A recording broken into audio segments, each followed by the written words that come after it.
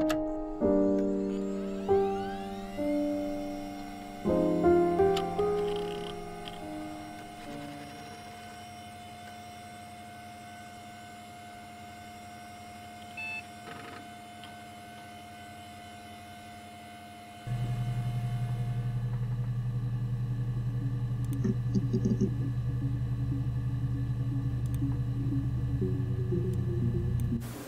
think it's murder?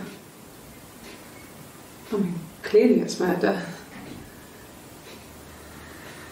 What can I do to help?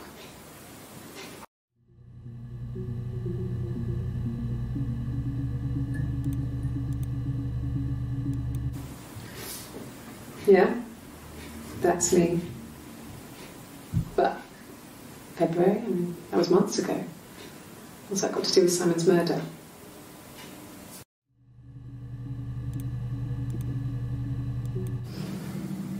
I didn't murder Simon. You've got it wrong. You've got the wrong person.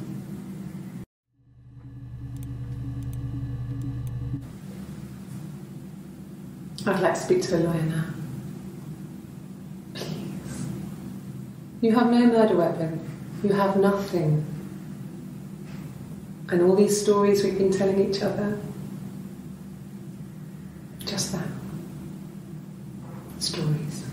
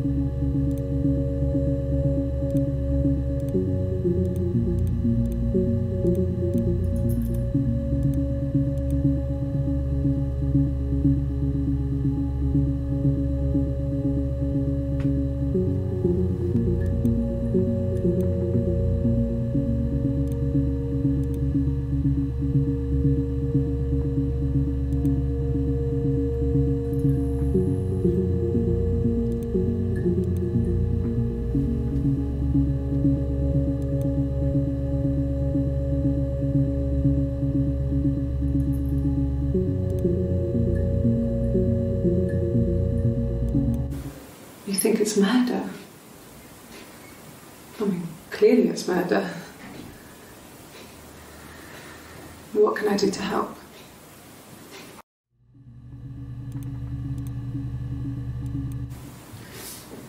Yeah, that's me.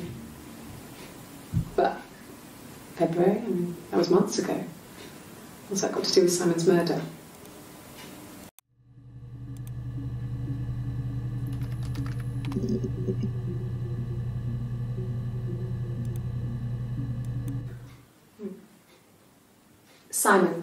Simon Smith. He works at Ernst Brothers Glass. They do windows, all kinds of glass. Simon does the more special work, mirror making, feature windows, artistic things, really beautiful things.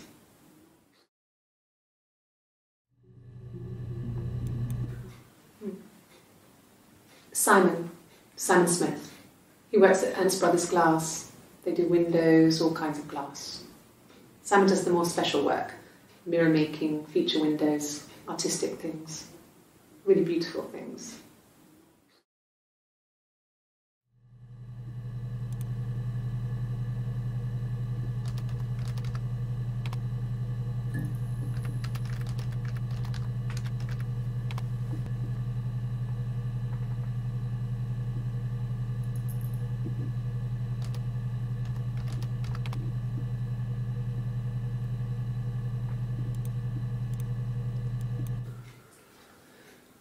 Simon is 6 foot, darkish blonde hair, average build. He's clean shaven. If his beard grows, it goes ginger, so he shaves it. I mean, not that there's anything wrong with ginger hair. I bought a photo. They said a spring photo.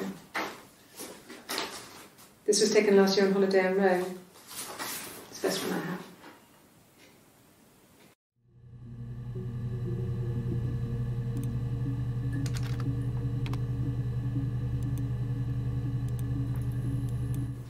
It's the Rockington Arms, The Rock. It's run by a nice couple, Peter and Susan. There's some other regulars there that Simon likes to drink with, and the barmaid they're having sometimes, Helen. Peter said Simon had been in and had a few drinks.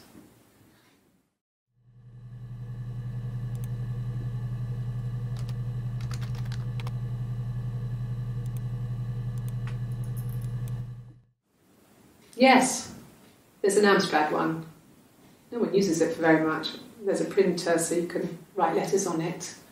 Simon sometimes plays games, climb the tower, save the princess, that kind of thing.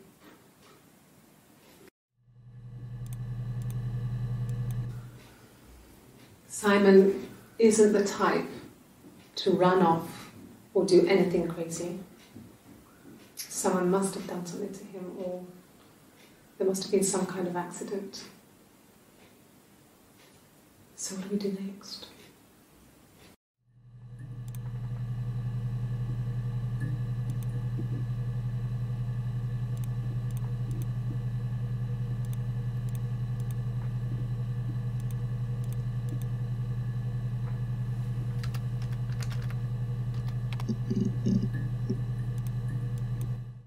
No. I think he spoke to Helen. She said he was upset about her argument, but I'm not sure what else he said. He likes Helen. He likes blondes.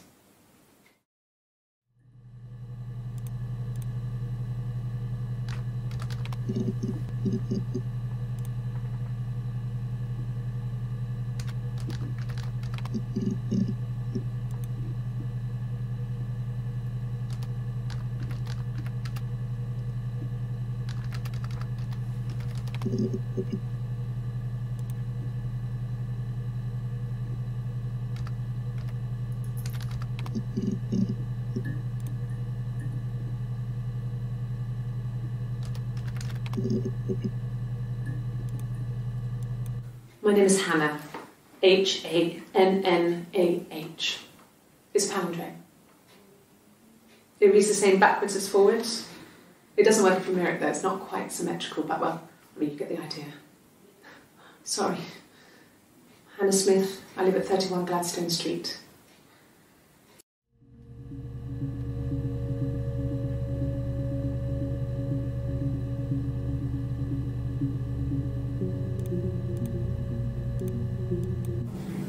Yes, My name is Hannah Smith. Oh, shit. Sorry.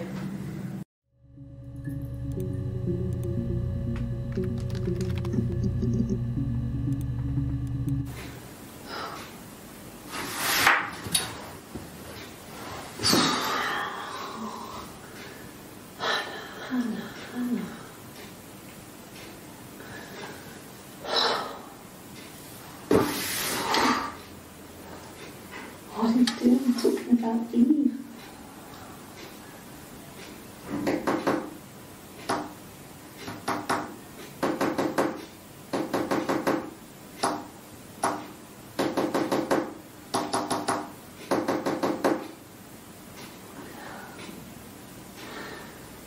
Poor son.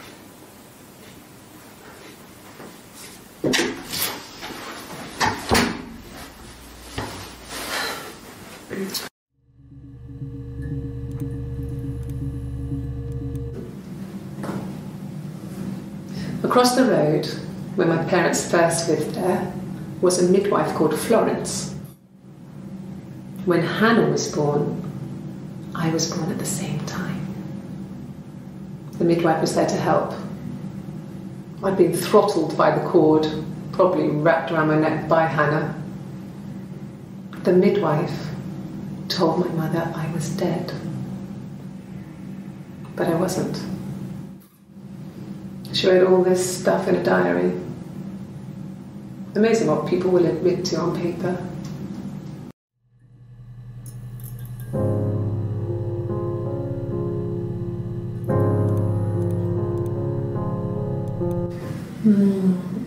She recognized me from the window. She told me to come inside, and she hid me. They had made the attic into a place where Hannah could play. There was a dollhouse. She hid me up there. No one else ever went into the attic. It was her place.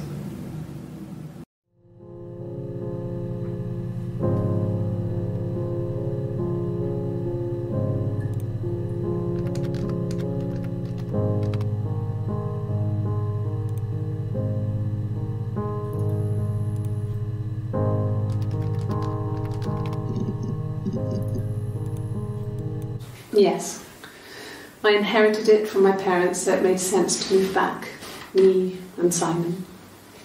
Felt like going back to old ways before the pregnancy.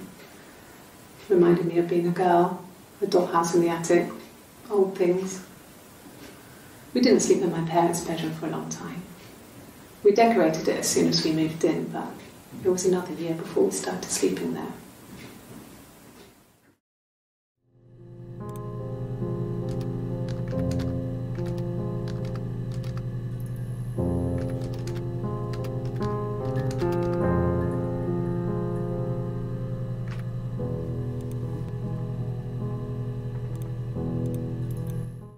Yes, I read a lot as a child and watched lots of TV. Then the doll's house we still have in the attic.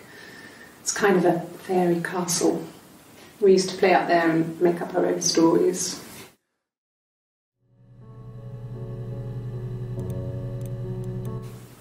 Could the hairs have come from somewhere else? I mean, could they... We have a lot of dolls in the attic. There's a Rapunzel doll with long blonde hair. Could they have come from there?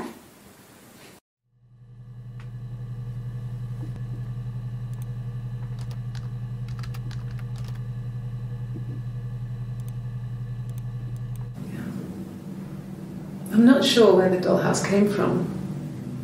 I don't know if it was given to them or they inherited it. I mean, they wouldn't have had the money to buy it. It was so huge. It must have been taken up to the attic in parts and then reassembled up there. It's a beautiful thing. Wallpaper to scale, little furniture, the lights work, mirrors, beds, big duvets and pillows. We spent hours and hours playing in it, invented all these characters and families who lived there. We wrote paperwork for them all. Passports, diaries, and gave them all really elaborate stories. Once, A moth got trapped in there. We'd left a light on. It was making the most horrendous noise. We tried to kill it, but it was tough. We ended up crushing it under a copy of the Arabian Nights.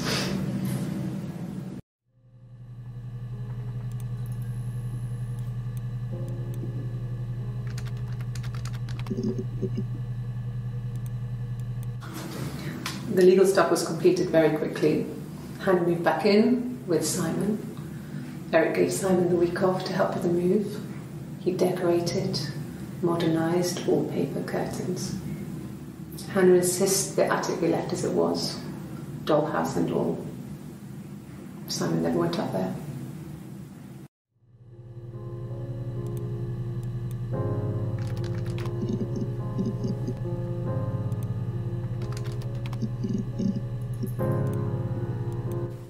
He was wearing a shirt, a blue turtleneck shirt and jeans. He has a watch. It's a really nice one. That was a gift from his boss, Eric. He had his coat, a long grey duffel coat, like Paddington Bear. He would have taken that with him. It's not in the house.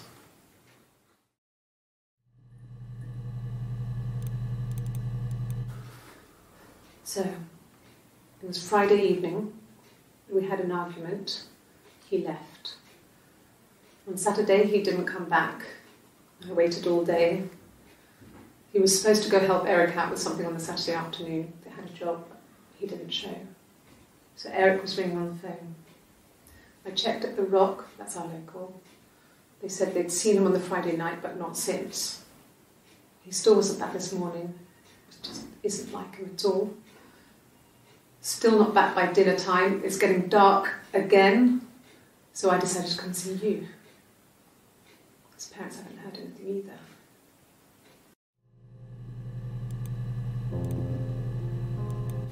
Yes, there's a car that we share, a Cavalier, and a van he uses for work.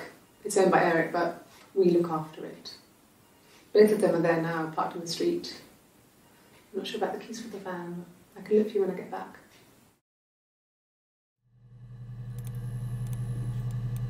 Yes, that would be in his wallet.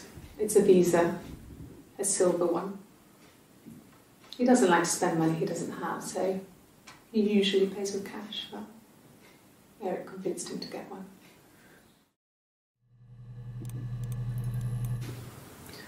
Eric was like an uncle to him. They were pretty close. They spend a lot of time with each other, especially when they have to go to conferences. Have you met his wife, Diane?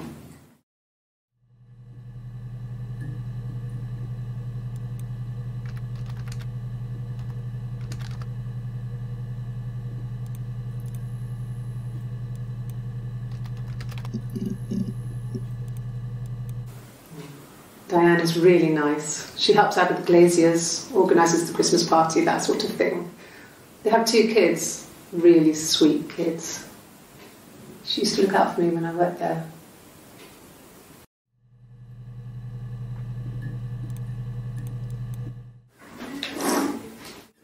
Yeah, that's Simon's watch. It was a gift from Eric. He got it this year. It was a wedding anniversary gift. Steel. It would have been Diane who chose it. She has really nice taste. That time, you must eliminate me. I was in Glasgow then.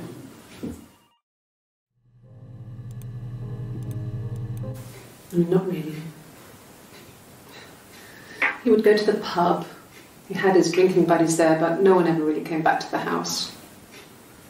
Sometimes Eric, his boss, and his wife would come over for dinner. That would be us returning the favour. Diane is a really good cook, into her trendy ingredients. And the last time Simon cooked something off MasterChef, he got the recipe off Ceefax, and I did my Lloyd Grossman bit, commenting from the sidelines.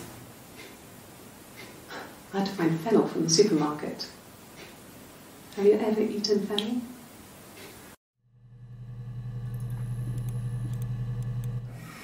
Simon and Eric arguing? No, I can't imagine they'd be arguing and they get on so well. Unless it was something to do with work. Maybe Simon was being too much of a perfectionist. But I don't know. You should ask Diane.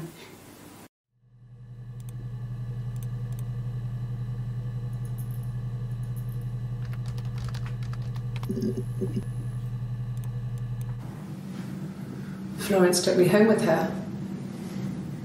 Mother hadn't been expecting twins and had a healthy baby. I guess she was just happy for Florence to clean up. Take away the evidence that this was anything but a happy occasion.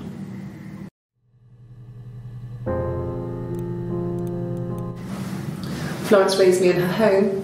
I never left it. She kept me out of sight. It wasn't odd for people to see a midwife with a baby, carrying in supplies, washing nappies, that sort of thing. I never knew any different.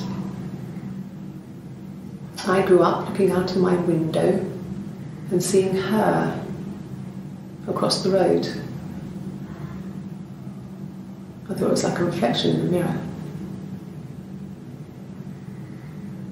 She was me.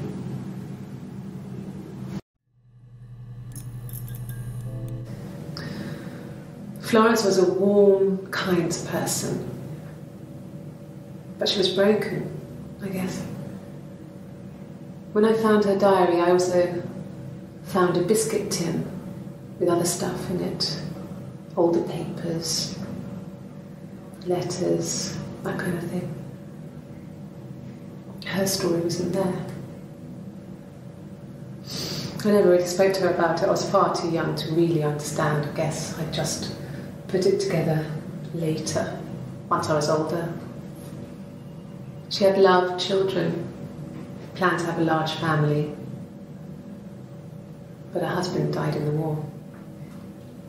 And that was back when you married for life. She never felt like she could marry again. Isn't that strange? She was a widow from her 20s.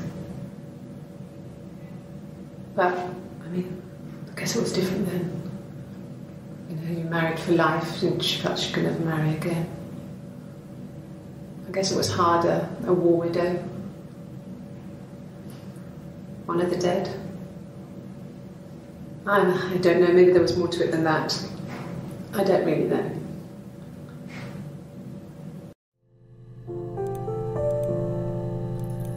No, it was just me and her. Eve was the name they were going to call their first child. They talked about it and were going to try when he came back. Florence's family had a history of firstborn girls, so they were convinced it was going to be a girl. It's hard to know if this is all true. These are stories I remember, that I read when I was a child. Maybe I misread, maybe I misunderstood. Sometimes it's hard to remember what happened last week.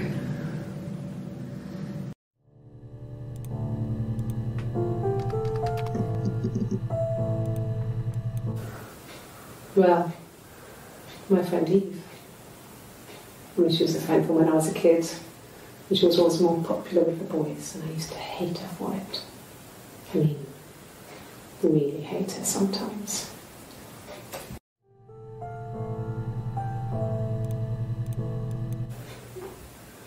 Yes, we'd fight. We fought on the beach once, and I held Eve's head underwater. There was no one else around. It was at the far end of the beach, and I held her head under, and I kept it under. And for a moment, I just wanted to kill her and watch her drown. But that was it. It was just a moment. We made up afterwards. It was a love-hate relationship.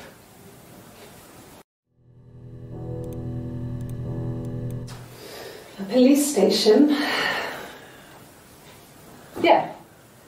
When I was young, we ran away on my birthday. Bob Dylan was playing in London, and we thought we could break into his tour bus and have him take us with him.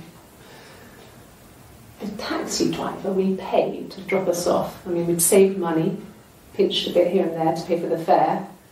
He was suspicious because we were so young, so he told the police. So they came and picked us up and took me back to Portsmouth. My mum picked me up from the station. But I blamed everything on my friend Eve, so my parents let me off.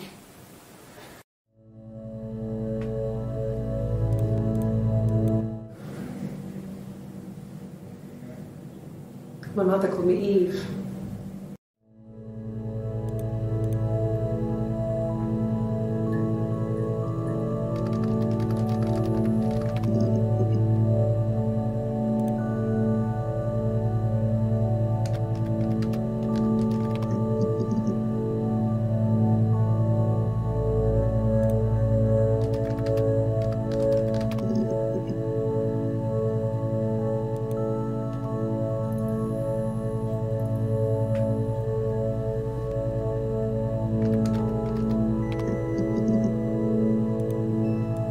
No, he doesn't keep a diary.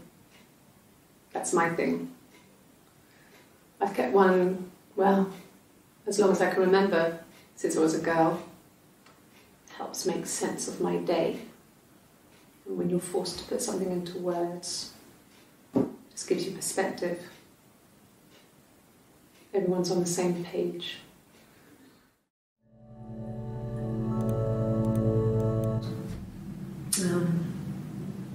When I was 8, Mother died. She slipped down the stairs. It was an accident. I had read a diary at that point and I knew she wasn't my real mother.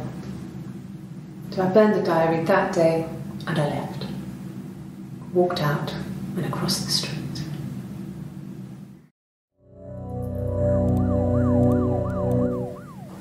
It just became our way of life. We would swap places and take it in turns to do things. And we were very careful. Whoever had been out that day would come back and write a detailed diary so that we were on the same page.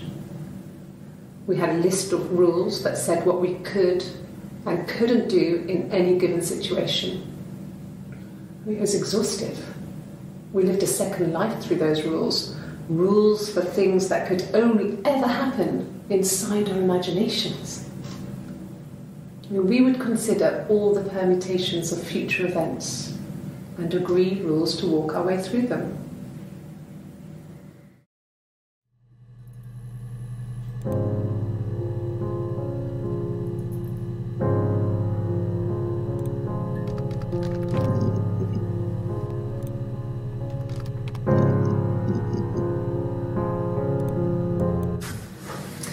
When we weren't together, we'd send secret messages by tapping out a code that we'd learned from a book, the knock code, something prisoners of war would use.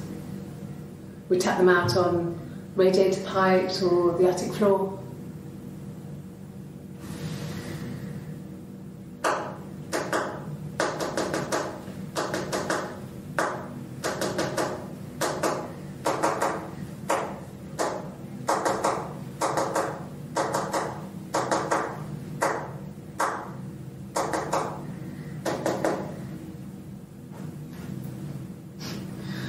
Dad thought we had mice, but they couldn't find any.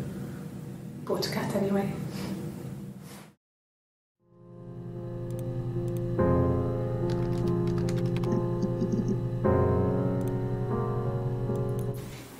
I haven't been into work. I guess I've just been waiting to hear from you, hear from my husband.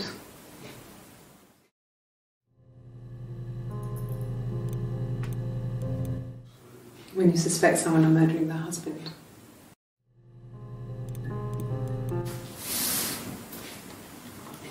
She's crying, I guess. She's sad because she thought she saw her husband with another woman.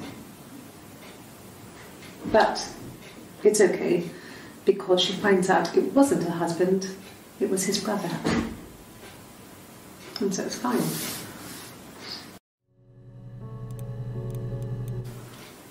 I thought it made me sound suspicious. It's not a normal thing to do, to drive to the other end of the country. I wanted to keep it simple. I know it was stupid not to tell you everything. Saying I spent the night in Glasgow when my husband went missing, I thought it would, distract you from what was important. It's different now. Now he's...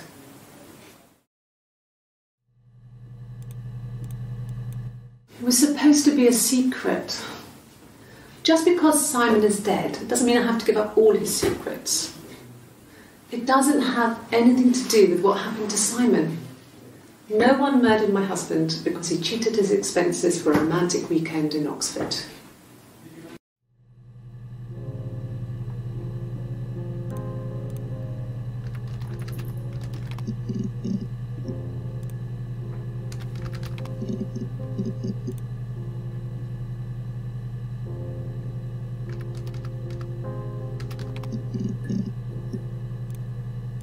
I got in the car and I drove. I just kept driving north. Just kept going, just wanted to get as far away as I could. When I finally stopped, I was all the way up in Glasgow. I was so tired. I just had to sleep. Yes. I got to Glasgow, I was exhausted, so I pulled over and slept in the car. I woke up because a rubbish truck went past. I got some petrol, bought a coffee and a pastry, tried calling someone from the payphone, and then headed back.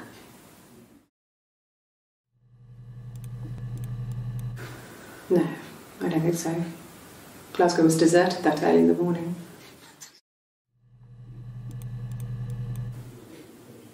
When I arrived in Glasgow, I was exhausted.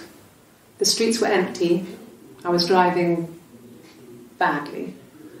And I hit a taxi. Not a big crash, just paintwork. The guy was so pissed off because I didn't have a driving licence on me. But when I told him I was pregnant, he made sure I got to the hospital so they could check me out. It was fine.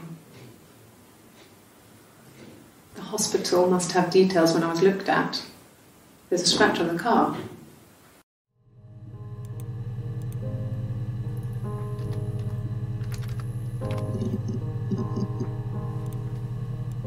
There was a conference, something to do with double glazing, in Oxford.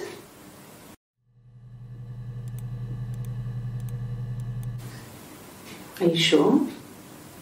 What would he be doing in Oxford if there was no conference? I remember calling him. He said it was boring and he spent most of the time at the bar.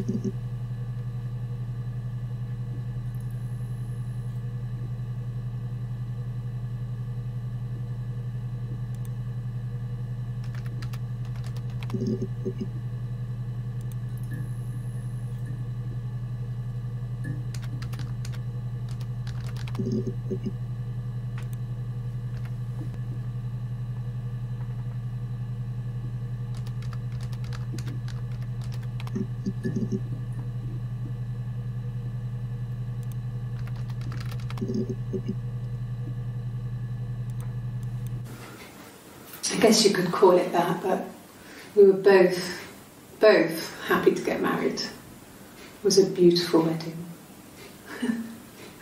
We had our first dance to Come Back and Stay. I'm not sure if that's a good wedding song, but I loved it. I chose it. I mean, it was genuinely our first dance. We'd never danced together before. It was probably awful to watch, but I enjoyed it.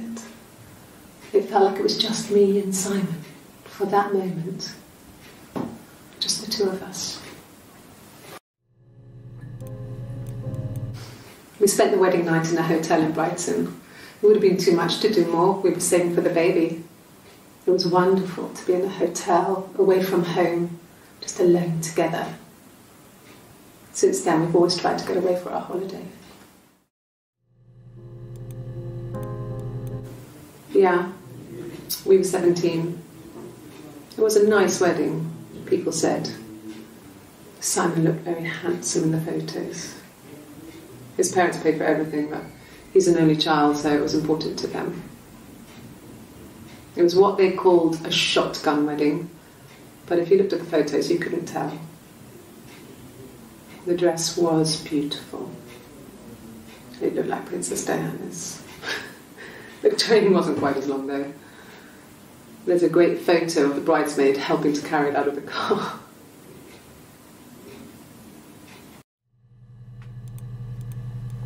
No. The parents decided there would be a wedding. And after the wedding, Hannah moved in with his parents. There was no way I could follow, so we were separated again. I stayed in the attic. It was hard. It's like I suddenly didn't exist. I would sneak out, but in case anyone recognised me, I started wearing a wig. Hannah and I would meet up in the park. I was trying to get pregnant, but I couldn't. I couldn't do it with anyone we knew, so it was sex with strangers, drunk guys I'd met in clubs, parks and alleyways. I was 17. It felt like I was being punished. But it was Hannah who had betrayed us. I had to stop when one of the guys gave me an STD.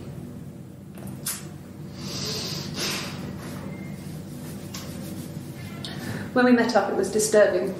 For the first time, my reflection, she didn't look like me.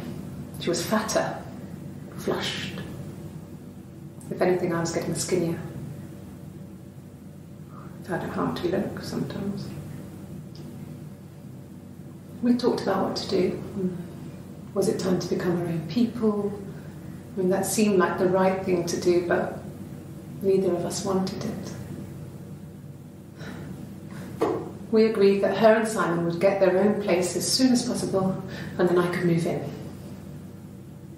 And that was the plan.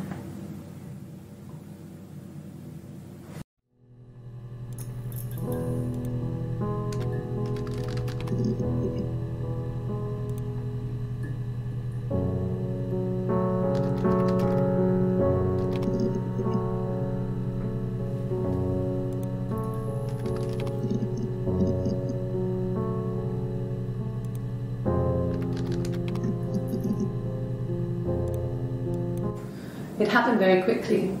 We hardly had to talk to each other. We agreed almost silently. The baby was what mattered. We'd help each other. We cleaned up. We bagged up the broken mirror, her clothes. They're gone. We took him down to the cellar. We knew we had an alibi, and we wanted the body to be found later. We wanted to have suspicion on us so we could then disprove it rather than have it linger. Better to keep the body in the house than risk being seen with it. The watch, that was my touch to make sure the alibi stuck.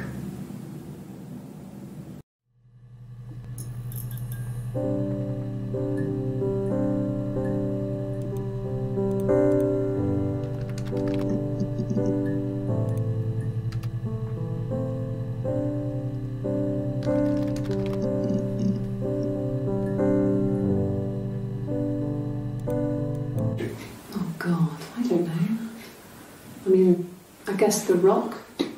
You've spoken to everyone there. Someone must have seen where he went.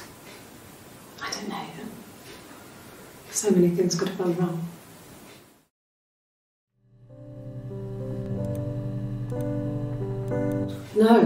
No one has been in the last few weeks. We had a plumber come in 3-4 weeks ago. Someone Simon knew from the Rock.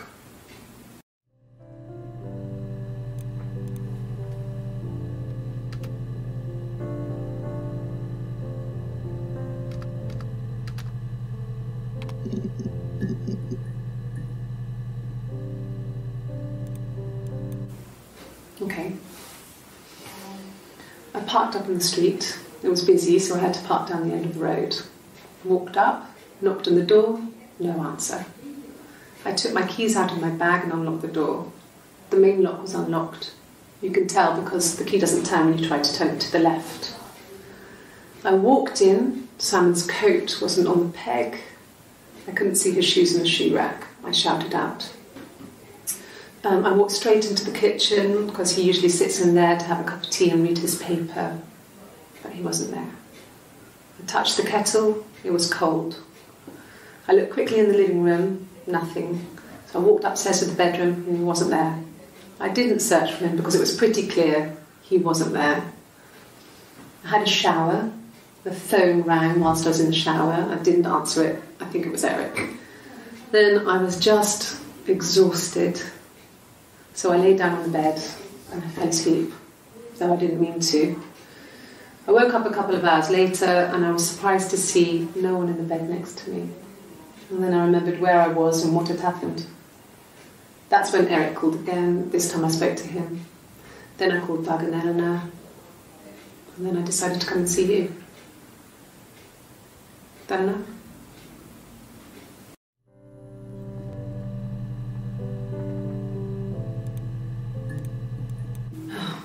Okay. I parked up on the street. It was busy, so I parked down the end of the road. I walked up to the house. I knocked on the door. No answer. I took my keys out of my bag, unlocked the door. The main lock was unlocked. I could tell because the key wouldn't turn when I tried to turn it to the left. I walked in. Simon's coat wasn't on the peg. I couldn't see his shoes on the shoe rack. I shouted out for him. I walked straight into the kitchen. He usually sits in there to have a cup of tea and read his paper. He wasn't there. I touched the kettle. It was cold. I looked quickly into the living room. Nothing. I walked upstairs to the bedroom. He wasn't there. I didn't search for him because it was pretty clear he wasn't there. Then I had a shower. Whilst I was in the shower, the phone rang. I think it was Eric, his boss. I didn't answer it. Then I came out and I was just exhausted. So I lay down on the bed and I fell asleep, but I didn't mean to. I woke up a couple of hours later and I was surprised to see no one in the bed next to me. And then I remembered where I was and what had happened. That's when Eric called again. I spoke to him.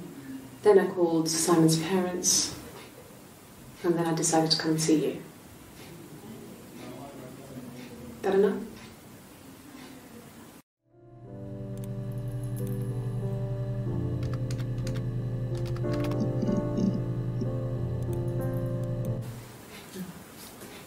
It's Rapunzel. The story starts when she's born. Mother Gothel, a witch, takes Rapunzel from her parents and keeps her locked up in this tower. Rapunzel gets pregnant by the prince, and Mother Gothel is furious, so she cuts off her hair and throws it. Actually, her hair's already short here, so that's already happened. So she throws her into the wilderness, and Rapunzel is reunited with the prince, who's blind, but she kills him with her tears, and so it's a happy ending. Is that too much?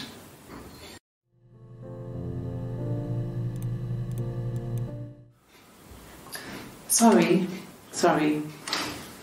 The picture, the way it's drawn, just reminded me of the books we used to read as children. I read those fairy tales over and over, and they were so real to me. Rapunzel was my favourite. My brain is just full of it. Are any of these in colour?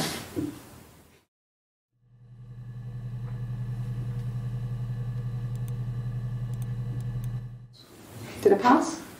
Sorry, I messed it up with all that Rapunzel stuff. Do you need me to do that card again?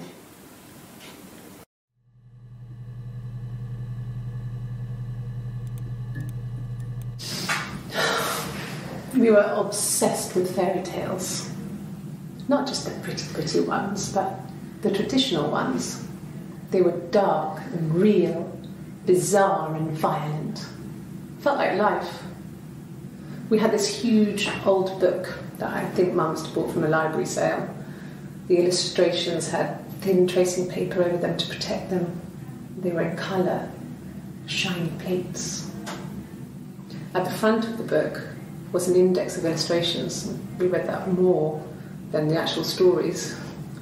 We'd read aloud the captions and flip between the pictures. There was something intimate about peeling back the tracing paper, undressing the pictures.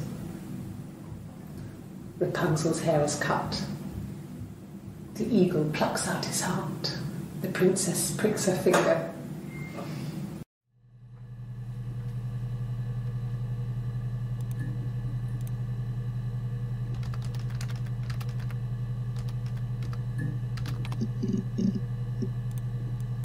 And the Glaziers.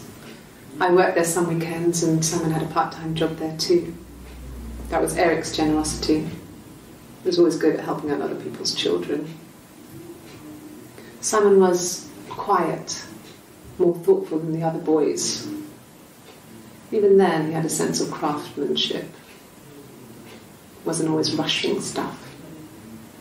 Boys that age are just running around like headless chickens most of the time. You know? Plus he had that look. He looked like a fairy tale prince from one of my books.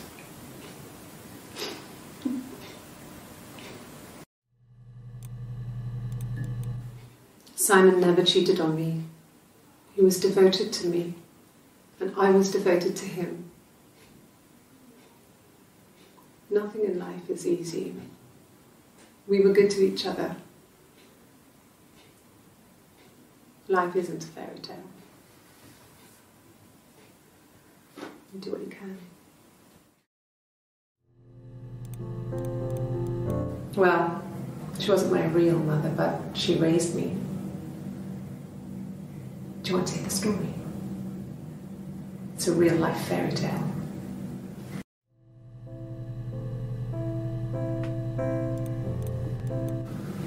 Fairy tales. Stories about lost princesses, evil witches, magical mirrors and lost children. So you see, even before I knew the truth, I'd found it in those stories.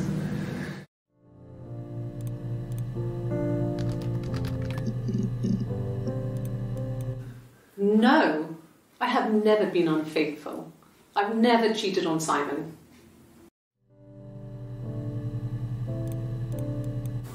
Have I ever cheated on Simon? You asked that question yesterday.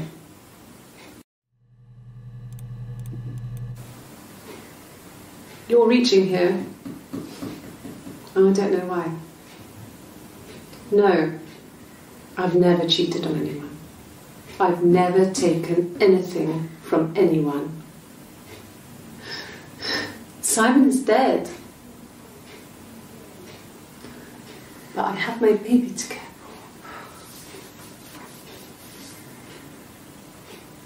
for. Why are you trying to make me sad?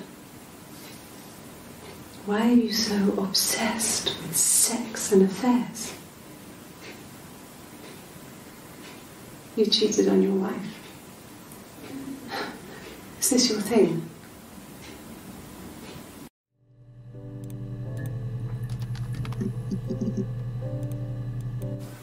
Really? You're going to ask me about my sex life? I mean, isn't that private?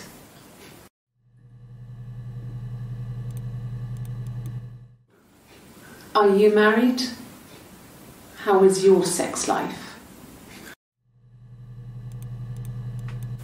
So, our sex life is probably fairly average for a couple after 10 years of marriage. No!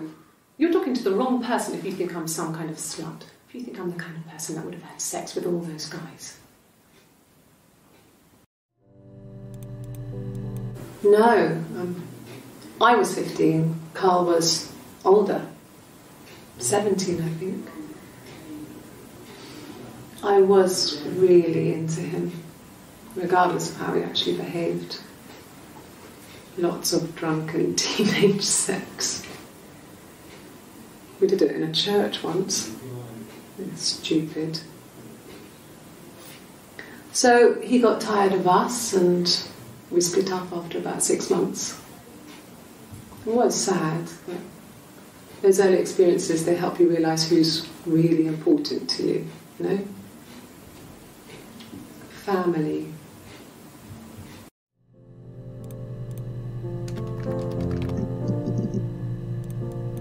An affair. Simon wasn't having an affair.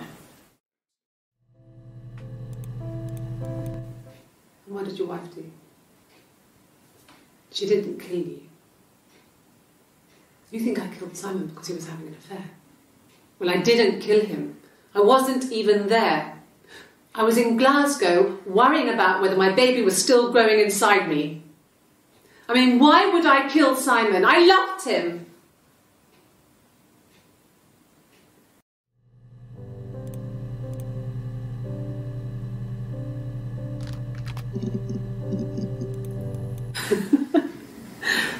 Was he my first? No need to be so coy. No, he wasn't my first. That would have been Carl. He was a local boy in a band. He was a bit of a shit. But he was sexy. We were 15.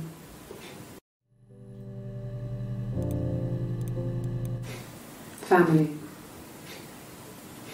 So, Carl fucked off, and then there were other boys here and there, and then Simon.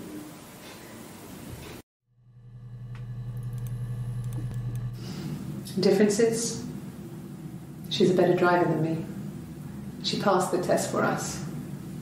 I tried to take it and nearly crashed the car. Learned that you can't rely on confidence to get you through everything. She is the shy one. She was especially shy around boys. If Hannah liked a boy, I would have to pursue him. It was that way with Carl. Hannah met him first.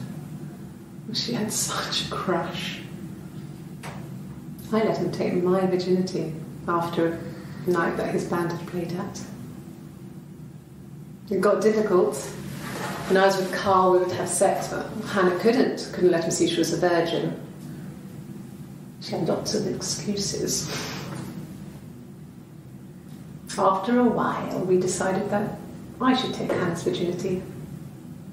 It's not that different to a bruise, pulling a tooth, a graze. We used a hairbrush. After that, we took it in turns, though. I was always the one who seduced the boys. Until Simon.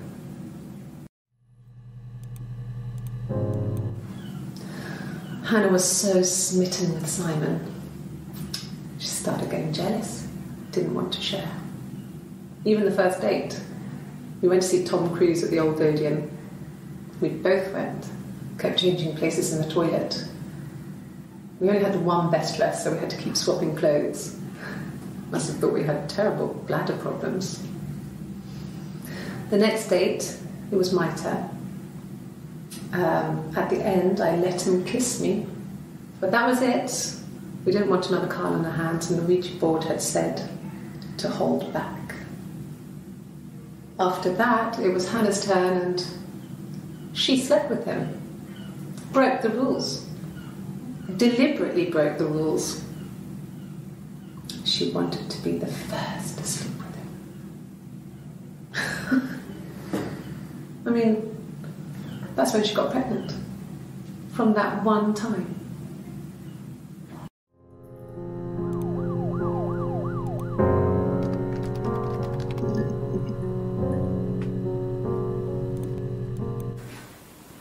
I got pregnant. Both our parents had a big powwow. We weren't even in the room. And they decided we should get married.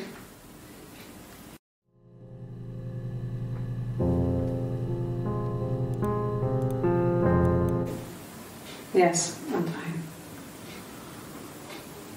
I won't be sick again. This happens some days. I'm pregnant. It's morning sickness.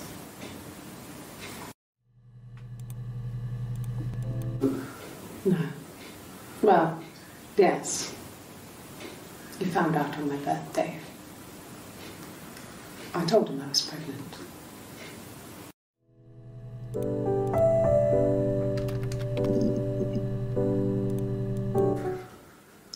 We couldn't afford our own place. Simon dropped out of school, went full-time at the Glaziers.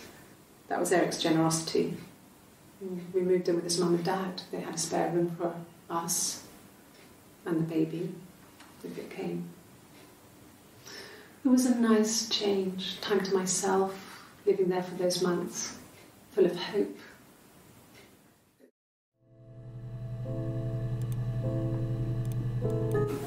No, I lost the baby. I had a miscarriage at 8 months. We carried on living at Simon's parents until, well, it was only a few months after.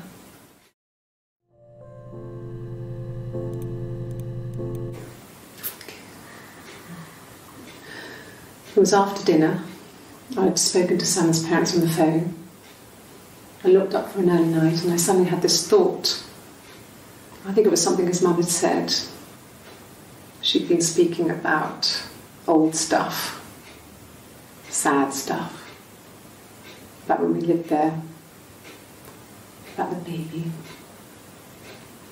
There's some boxes in the cellar, nursery stuff we never needed, and I never had the heart to throw out. And I suddenly remembered that when I'd looked down there the week before, those boxes, that pile was in the wrong place. I went cold all over. I went down there with a torch and went straight to the back, and that's when I saw the bin bags. Pulled them open, saw the body. I screamed, and that's when I called the police. Yes. It was a shock to him. I mean, we never thought it was possible. I don't know what he... I mean, I hadn't decided whether to keep the baby. I wasn't really ready to talk to him about it.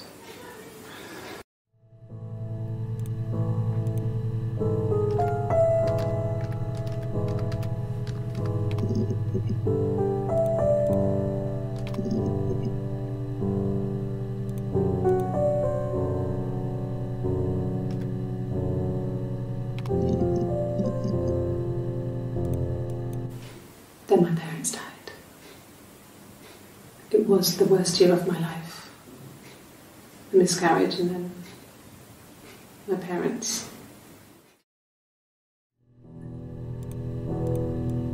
Yeah. They'd gone to bed feeling ill, thinking it was flu or something. The neighbour called me, I had to use my key to let them in. We found them dead in their bed. And they'd been there for days. No one had noticed. Just awful. It was so soon after my miscarriage, the worst year of my life. I'd been so happy to get married, and after that it was just like, fuck.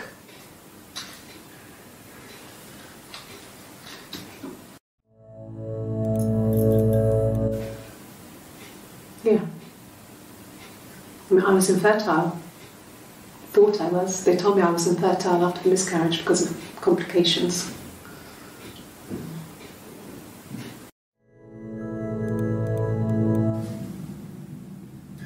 Hannah had a miscarriage. This was late in the pregnancy and it left her infertile. Felt like the universe had corrected its course. We were aligned again. But Hannah and Simon were still living with his parents. They were married. Simon had a job at the Glaziers now. Eric had given him a full-time position after he left school. And then...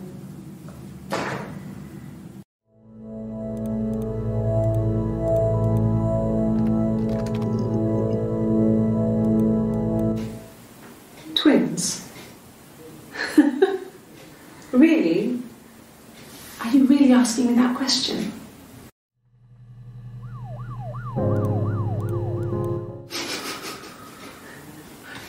out of your mind? Twins.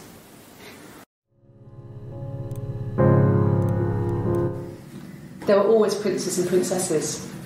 They were the special people, more important than the other characters in their stories.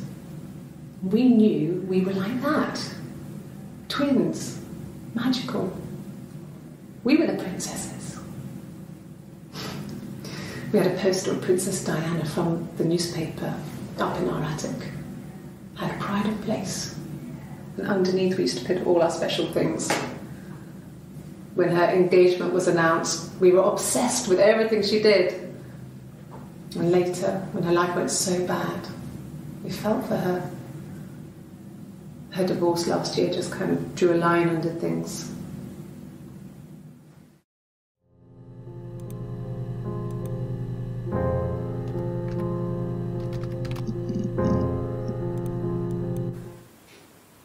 No. The whole thing was wrong. The bags, I think they were from our kitchen. You can probably check that. We never go into the cellar. It's just a place we put things we don't need. Dad used to grow mushrooms there. The bags were taped up. I think it was parcel tape, but I think it was ours.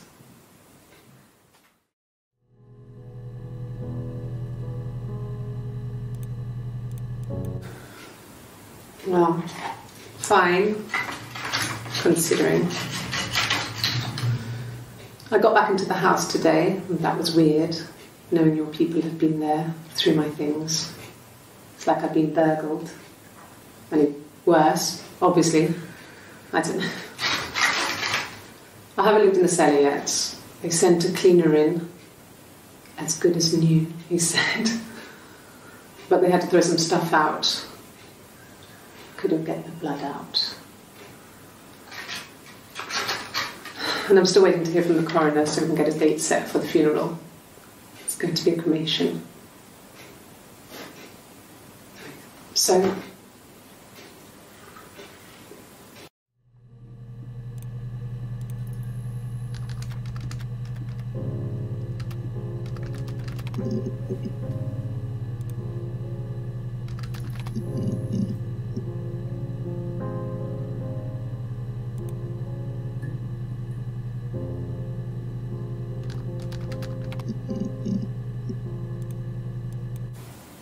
okay, sounds weird.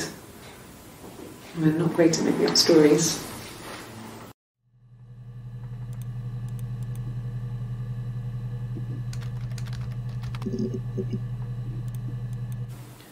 It wasn't the present so much, it was one of those arguments that had been simmering for a while. The present was a mirror, a nice mirror. He'd engraved the glass, the kind of mirror a princess would have in a story. He made it specially for me.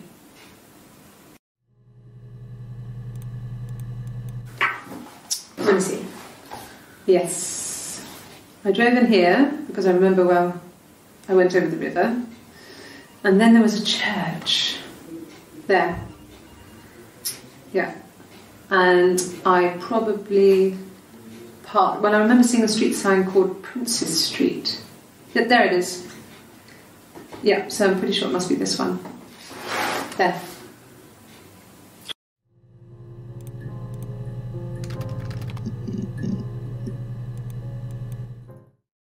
The mirror.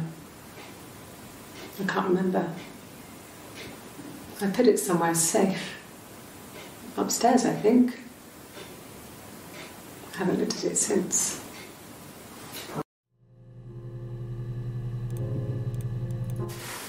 Silverleaf? No. He normally silvers them properly. This mirror, it's supposed to look antique. The reflection isn't as good. It's the perfect mirror for someone who doesn't like to look at their own reflection.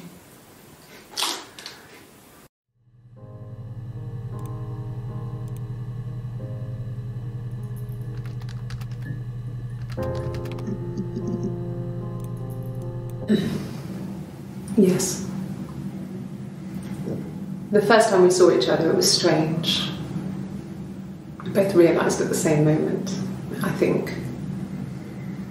We must have seen each other before, but there was this instant when we first realised it wasn't a reflection. The reflection was staring back. I think I was 5. It was my birthday. My reflection was wearing a party hat and waving. I knew what party hats were from books. And it suddenly occurred to me, today must be my birthday. I waved back and we just spent ages waving at each other and copying each other's movements.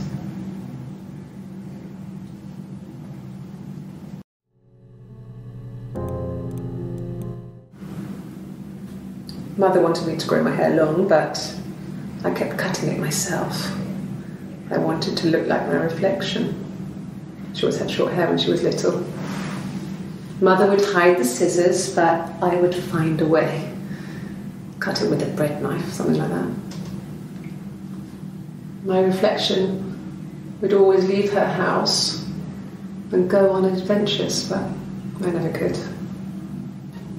Mother taught me at home, and I had books and TV.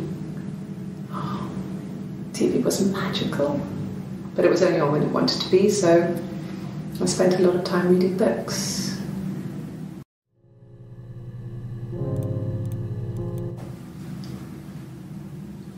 I wanted to see my reflection. I thought that if I touched her, something would happen. We would become one girl. The fairy tale was over, the witch was dead, and I'd be restored to my rightful place.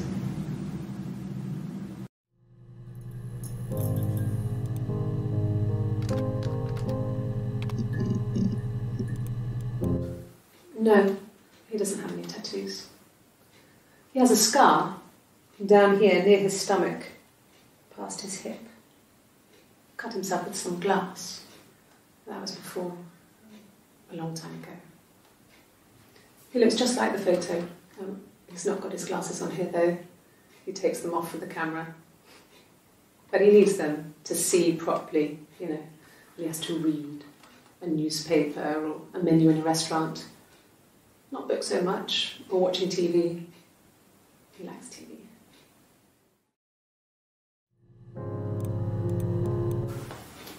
Well, on his clothes, that would make sense. He made it by hand. I mean, he brushes the silver onto the glass. It's not how they make mirrors these days. I mean, he made the mirror and he gave it to me. No, I've had enough coffee for today, thanks. Glass of water.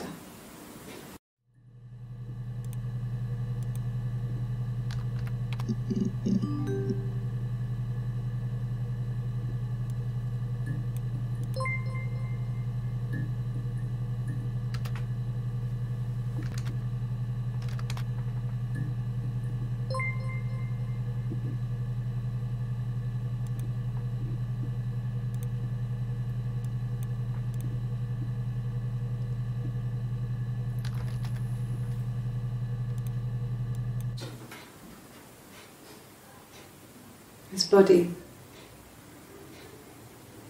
didn't look real. And his throat. It looked like his throat had been cut.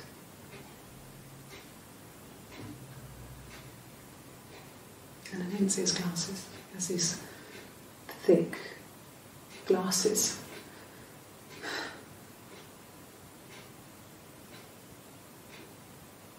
Doesn't always wear.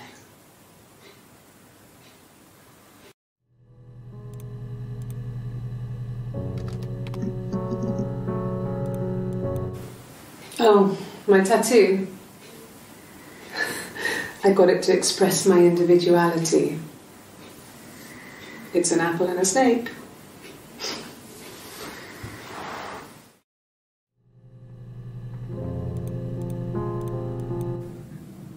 So I moved out. Got a small bed sit. Got my tattoo to mark the occasion. I was singing in a bar in the evenings, so I had some money, enough money to cover my rent. And I've been doing something similar ever since. I haven't put down any roots. I don't exist.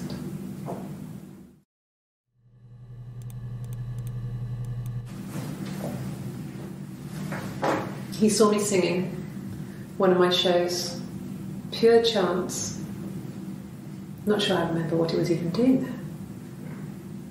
Afterwards, I had a drink at the bar and he came over and we got talking. I knew who he was. Obviously I knew who he was, but he didn't know who I was. He was fascinated by the likeness. He guessed my name from my tattoo. Told me it was a palindrome, like that would impress me. I enjoyed talking to him. It was amazing to be able to sit and interact and talk to him after all this time. He didn't tell me he was married. I'm not sure what he was thinking. He later told me it was like he was dreaming. A waking dream.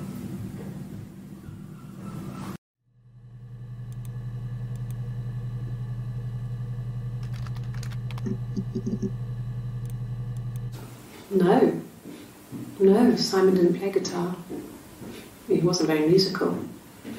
He liked to listen, but he was tone deaf. Yes. Yeah, it's my guitar.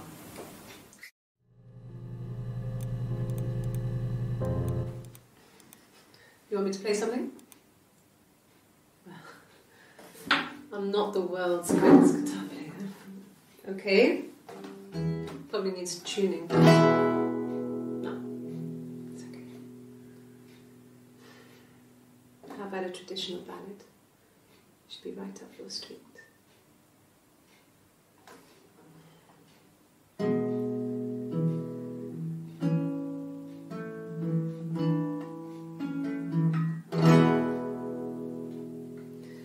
There were two sisters came walking by the sea. Oh, the wind and the rain. The eldest one pushed the other one in. Oh, the dreadful wind and rain. See, they both had a love for the captain's son. Oh, the wind and the rain. But he only cared for the youngest one. Oh, the dreadful wind. Oh, the eldest envied her sister fair. Oh, the wind and the rain, with a pretty little face and her long blonde hair. Oh, the dreadful wind and rain. So she pushed her in and held her down. Oh, the wind and the rain watched her as she slowly drowned. Oh, the dreadful wind and rain. Oh, she floated up and she floated down. Oh, the wind and the rain floated till a ship came by. Oh, the dreadful wind and rain. Out comes the captain's son. Oh, the wind and the rain. Father dear, here swims and swan. Oh, the dreadful wind and rain. And then it gets really weird, so I think that's a good place to stop.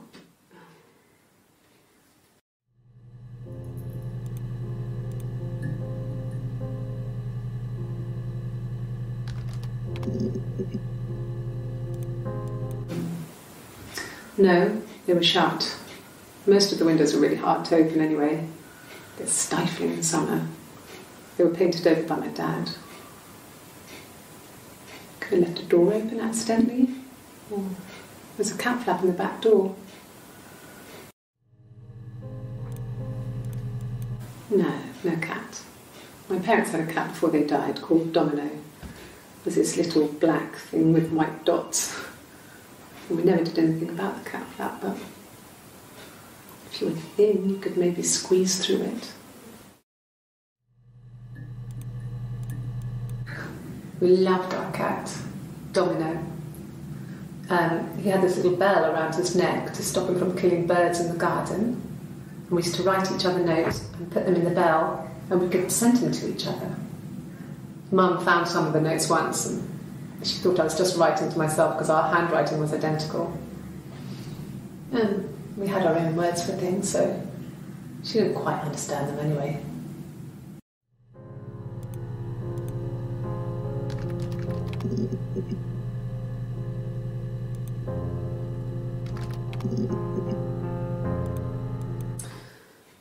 This other person doesn't exist. I don't know what the blonde wig is, but it could be anything. Have you looked at the cat flap?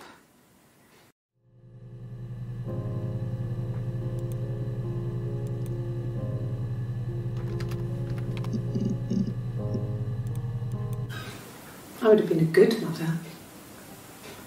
I was young, but I would have been a good mother. She was a girl, by the way, the baby. We were going to call her Sarah. Simon wanted to call her Ava after his nana, but I didn't want her to have a symmetrical name.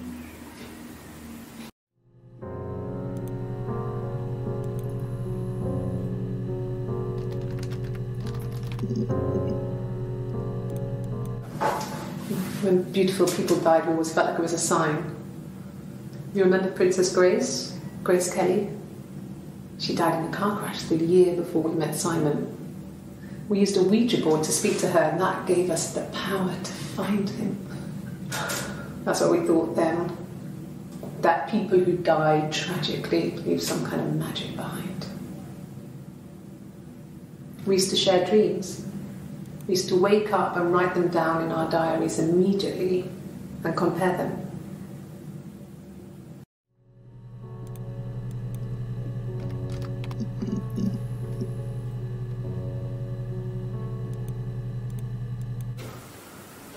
I wasn't in the house all of Friday night. After the argument, after Simon left, I left too. I was upset and I wanted to get away. So I took the car.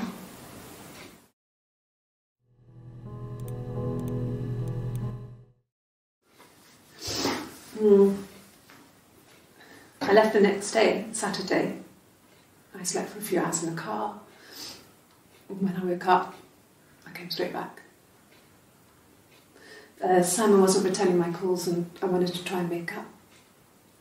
I got back to the house and Simon wasn't there. And excuse me. Is there a bin?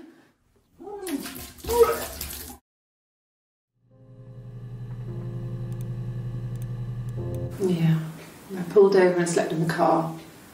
This was just by the side of the road. I was exhausted.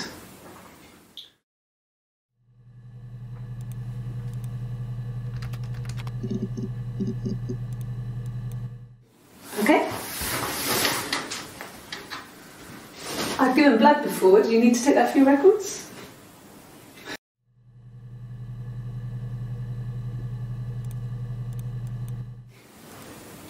Nothing like this has ever happened to me before. The blood. It's probably the worst thing that's ever happened to me. Like I said before, it was 3, something like that. I walked in, saw Simon, was on the floor of the living room. His throat had been cut. There was a lot of blood.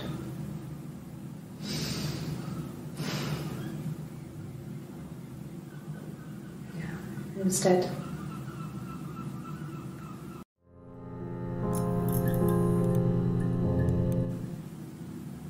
She was sat behind him. She had my wig on. And she'd been there all day.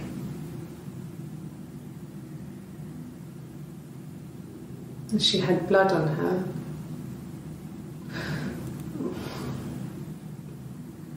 And she was in shock.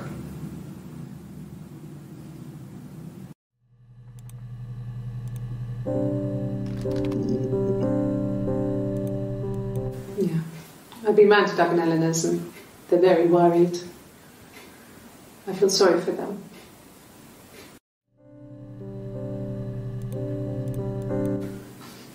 I got a job to contribute, you know. Doug knew someone and I got a job as a dinner lady at the primary school. They said it didn't matter if I could cook or not, just don't poison the kids. So you see, it's always been complicated between me and Simon. It's never just been the two of us. There's always been pressure.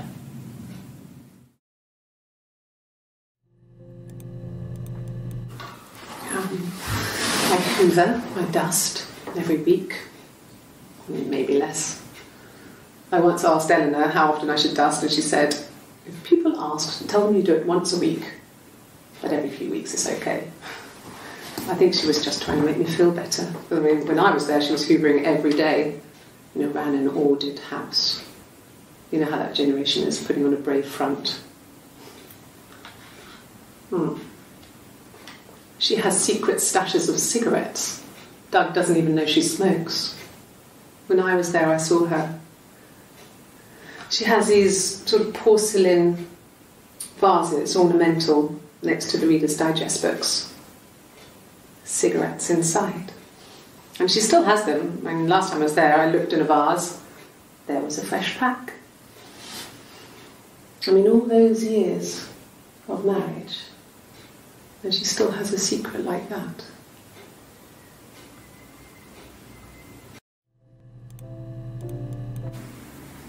Yeah. 1984 was an awful year in the end. We were living at Doug and Eleanor's. I lost the baby at the end of spring and my parents died in the summer. It was a hot summer, a heat wave. So when they discovered the bodies, it was just awful. Because of the circumstances, them dying together like that, they brought in a lot of police. A forensic entomologist. I had to look that up. It was because of the heat. It was just awful.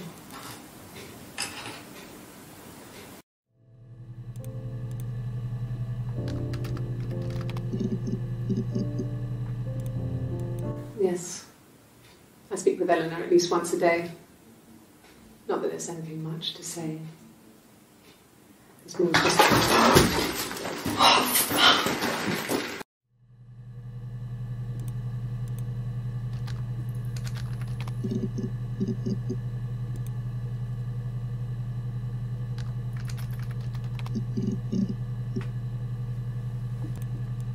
Just the one sugar. Thanks. Is that camera recording?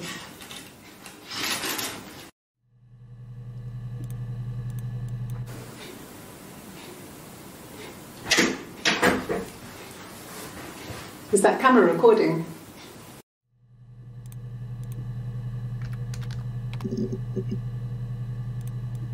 No. I mean, yes, we have arguments, but he never runs off. He always comes back. We make up. It's always that way.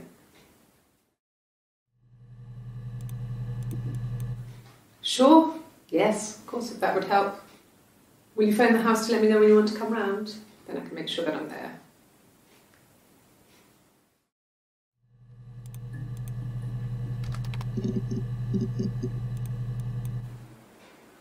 A black coffee, thanks. No sugar. I'm sweet enough as it is.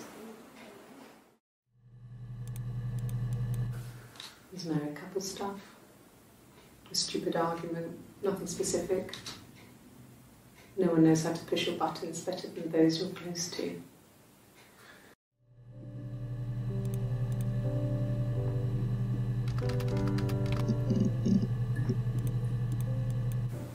Okay. So you want to eliminate me as a suspect?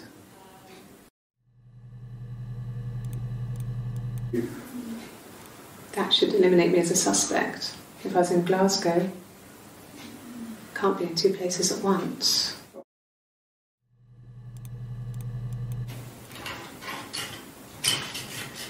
This is the third day running you've called me in. I speak to Doug and Eleanor every day. And they say you've been asking a lot of questions about me. Should I be worried? Am I a suspect?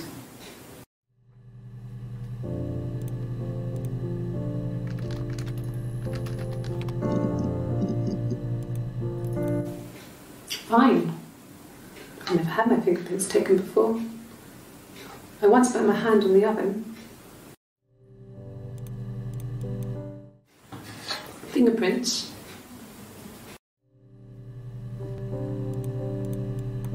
Yes, yeah. I would have cleaned them. I changed the sheets too. Were the fingerprints in all those places?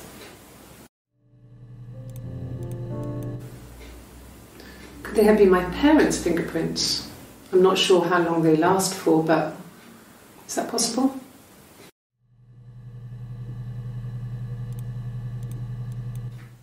Really? Go on then. Take the cup. Run your fingerprints. They'll match. Fucking idiot.